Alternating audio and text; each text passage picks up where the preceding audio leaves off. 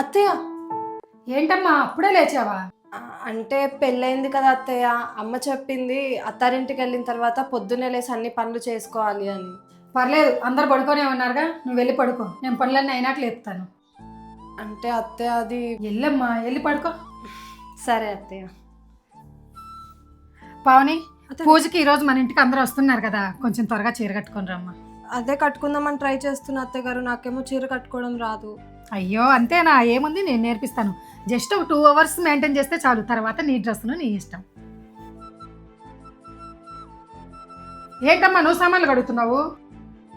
అంటే అత్తయ్య గారు అన్నీ అలానే ఉండిపోయాయి కదా, కడిగేద్దామని. పనమ్మాయి వచ్చి కడుక్కుంటారులే, నువ్వు వచ్చేయమ్మా. పన్నమ్మయ్య?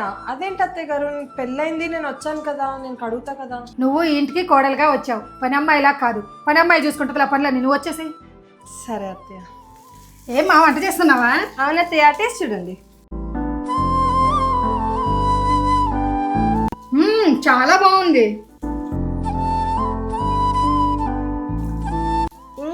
అస్సలు బాగాలేదు.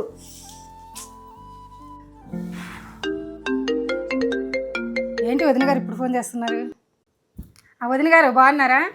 బాగున్నానండి, మీరు బాగున్నారా? బాగున్నాము. పాప బాగుంటుందా అండి? అయ్యో పాపకేమండి, ఇంటి పనులు వంట పనులు అన్నీ చక్కగా చేస్తుంది. అలాగే మా అందరిలో కలిసిపోయింది.